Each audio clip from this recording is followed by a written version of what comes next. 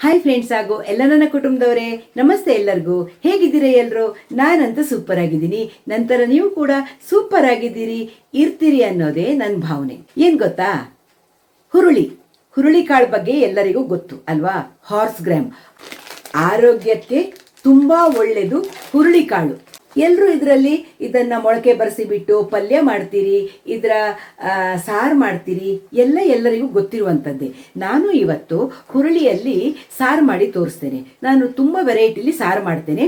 ಇವತ್ತು ನಿಮಗೆ ಹುರುಳಿಯಲ್ಲಿ ಒಂದು ವೆರೈಟಿಯ ಸಾರು ನಾನು ತೋರಿಸ್ತೀನಿ. ಹುರುಳಿ ಆರೋಗ್ಯಕ್ಕೆ ತುಂಬ ಒಳ್ಳೆಯದು ಫ್ರೆಂಡ್ಸ್.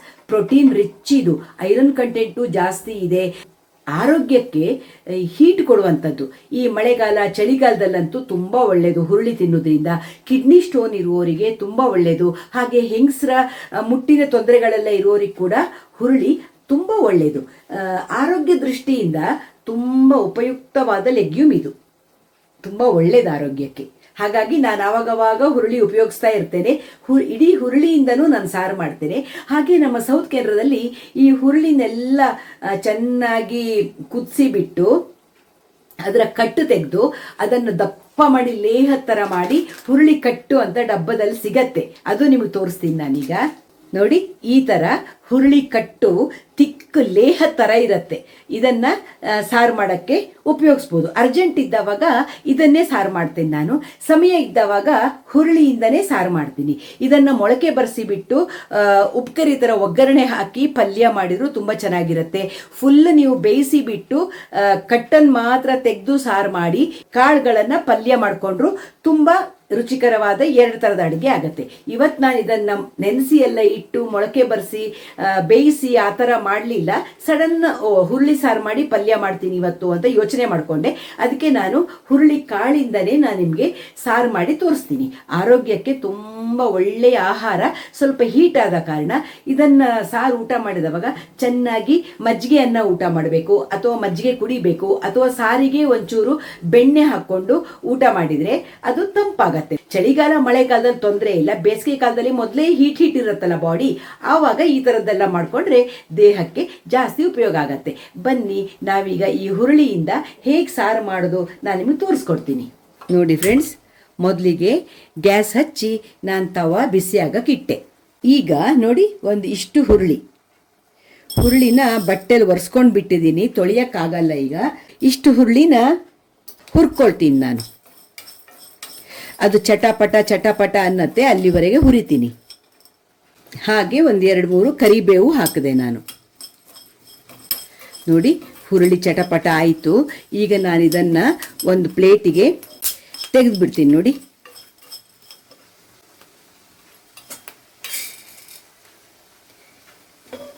ಈಗ ಚೂರು ಎಣ್ಣೆ ಹಾಕಿದೆ ತವಕ್ಕೆ. 2 ಚಮಚ ಆಗುವಷ್ಟು ಕೊತ್ತಂಬರಿ ಬೀಜ ಹಾಕಿದೆ ನಾನು.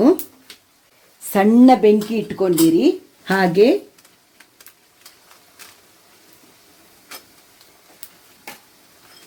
ಬ್ಯಾಡಗಿ ಮೆಣಸಿನ್ಕಾಯಿ ಹಾಕಿದೆ, ಎಷ್ಟು ಬೇಕೋ ಅಷ್ಟು. ನೋಡಿ, ಇಷ್ಟು ಜೀರಿಗೆ ಹಾಕಿದೆ. ಹಾಗೆ ಸ್ವಲ್ಪ ಮೆಂತೆ ಕಾಳುಗಳನ್ನು ಹಾಕಿದೆ. ಇದನ್ನು ಚೆನ್ನಾಗಿ ಹುರ್ಕೊಂಡು ಬಿಡ್ತೀನಿ ನಾನೀಗ. ನೋಡಿ, ಚಟಪಟ ಆಗಕ್ಕೆ ಶುರುವಾಯಿತು. ಗ್ಯಾಸ್ ಆಫ್ ಮಾಡ್ತೇನೆ, ತಣ್ಣಗಾಗಲಿ.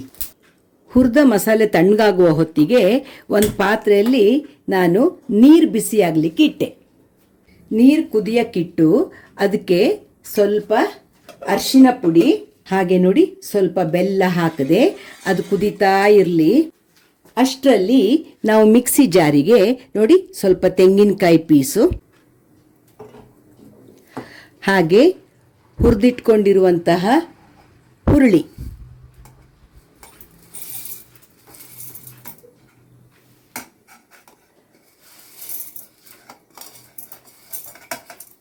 ಹಾಗೆ ಸಾರಿಗೆ ಬೇಕಾದಂತಹ ಮಸಾಲೆ, ಕೊತ್ತಂಬರಿ, ಜೀರಿಗೆ, ಮೆಂತೆ ಮತ್ತು ಬ್ಯಾಡಗಿ ಮೆಣಸಿನ್ಕಾಯಿ.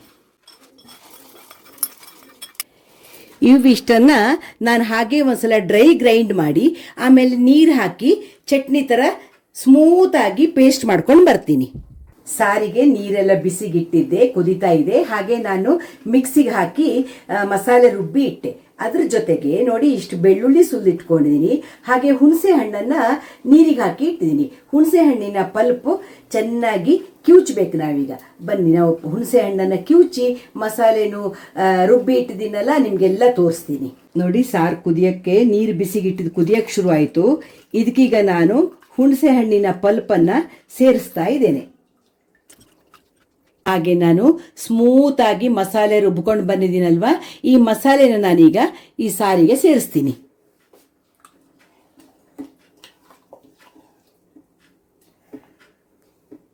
ಜಾರಿಗೂ ಸ್ವಲ್ಪ ನೀರು ಸೇರಿಸಿ ಚೆನ್ನಾಗಿ ಜಾರನ್ನು ತೊಳೆದು ತುಂಬ ಮಸಾಲೆ ಹಿಡ್ಕೊಂಡಿರತ್ತಲ್ವ ಅದನ್ನು ಸೇರಿಸೋಣ.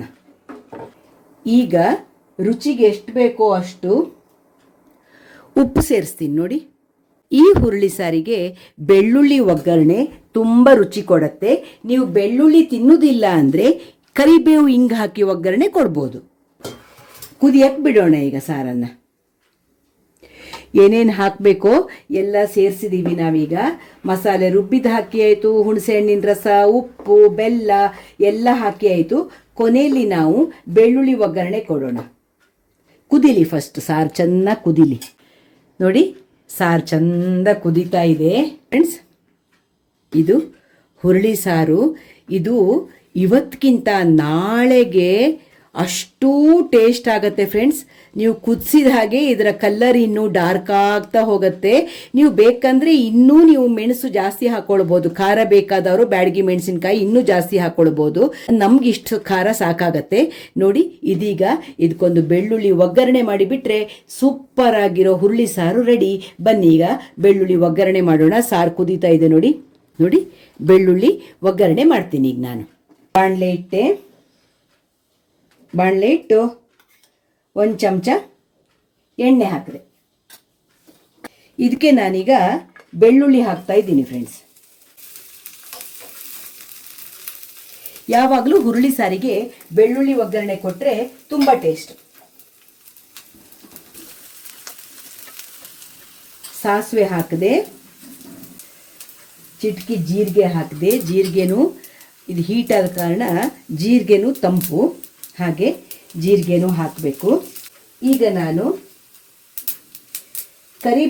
ಕರಿಬೇವು ಹಾಕಲೇಬೇಕಂತಿಲ್ಲ, ಆರೋಗ್ಯಕ್ಕೆ ಒಳ್ಳೆಯದು ಅಂತ ನಾನು ಕರಿಬೇವನ್ನು ಸೇರಿಸ್ತೀನಿ. ಎಲ್ಲ ಸೇರಿ ಚಟಪಟ ಅಂತಿದೆ ನೋಡಿ. ಒಗ್ಗರಣೆ ಚಟಪಟ ಅನ್ನಬೇಕು. ಬೆಳ್ಳುಳ್ಳಿನೂ ಇನ್ನೊಂಚೂರು ಕೆಂಪಾಗಬೇಕು.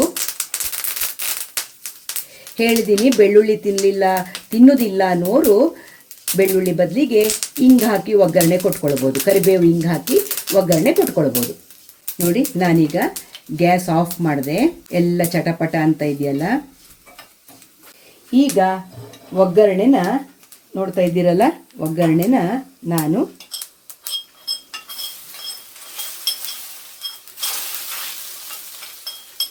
ಸಾರಿಗೆ ಸೇರಿಸಿಬಿಟ್ಟೆ. ಹೇಗಿದೆ ನೋಡಿ ಹುರುಳಿ ಸಾರು. ಘಮ ಘಮ ಅನ್ನೋ ಹುರುಳಿ ಸಾರು ರೆಡಿ ಆಯಿತು ಫ್ರೆಂಡ್ಸ್. ನೋಡಿದ್ರಲ್ವಾ, ಘಮ ಘಮ ಅನ್ನೋ ಹುರುಳಿ ಸಾರು. ಆರೋಗ್ಯ ದೃಷ್ಟಿಯಿಂದನೂ ಅಷ್ಟೇ ತುಂಬ ಒಳ್ಳೆಯದು. ಈಗ ಮಳೆ ಎಲ್ಲ ಬರ್ತಾ ಇರೋ ಸಮಯ ಅಲ್ವಾ, ಮಳೆಗಾಲ, ಸಿಕ್ಕಾಪಟ್ಟೆ ಮಳೆ ಹೋಯ್ತಾ ಇರುತ್ತೆ. ಇದು ಬಾಡಿನೂ ಹೀಟ್ ಮಾಡುತ್ತೆ, ಆಮೇಲೆ ಶಕ್ತಿ ಕೊಡುತ್ತೆ ನಮಗೆ. ಹುರುಳಿ ಶಕ್ತಿವರ್ಧಕ. ಎಲ್ಲರ ಆರೋಗ್ಯಕ್ಕೂ, ಹೆಂಗಸರ ಆರೋಗ್ಯಕ್ಕೆ, ಗಂಡಸರ ಆರೋಗ್ಯಕ್ಕೆ ಎಲ್ಲವೂ ಹುರುಳಿ ಒಳ್ಳೆಯದು. ಕುದುರೆಗೆ ಹುರುಳಿ ಬೇಯಿಸಿ ಕೊಡ್ತಾರಲ್ವಾ ಶಕ್ತಿ ಬರೋಕ್ಕೆ, ಹಾಗೇನೇ ಇದು ಹುರುಳಿ ಸಾರು ತುಂಬ ಒಳ್ಳೆಯದು ಆರೋಗ್ಯಕ್ಕೆ. ಇವತ್ತಿಗಿಂತ ನಾಳೆ ಊಟ ಮಾಡೋಕ್ಕೆ ಮತ್ತೂ ಟೇಸ್ಟ್ ಫ್ರೆಂಡ್ಸ್. ಅದು ಅಷ್ಟು ರುಚಿಯಾಗಿರುತ್ತೆ. ನೀವು ಒಂದ್ಸಲ ಟ್ರೈ ಮಾಡಿ. ತುಂಬ ಸಿಂಪಲ್ ಆಗಿ ಹುರುಳಿ ಸಾರು ಮಾಡ್ಕೊಂಡು ಬಿಡ್ಬೋದು. ದಿಢೀರಾಗಿ ಮಾಡುವಂತಹ ಹುರುಳಿ ಸಾರಿದು ತುಂಬ ರುಚಿಯಾಗಿರುತ್ತೆ. ನೀವು ಒಂದ್ಸಲ ಟ್ರೈ ಮಾಡಿ. ಶ್ಯಾಮಲಾ ವ್ಲಾಗ್ಸ್ ಇಷ್ಟ ಆಯಿತು ಅಂದರೆ ಏನು ಮಾಡಬೇಕು? ಒಂದು ಲೈಕ್ ಮಾಡಿ, ಶೇರ್ ಮಾಡಿ, ಸಬ್ಸ್ಕ್ರೈಬ್ ಮಾಡಿ. ಸಿಗ್ತಾ ಇರೋಣ ಒಳ್ಳೊಳ್ಳೆ ವಿಡಿಯೋಗಳ ಜೊತೆ. ಬಾಯ್ ಎಲ್ಲರಿಗೂ. ನಮಸ್ತೆ.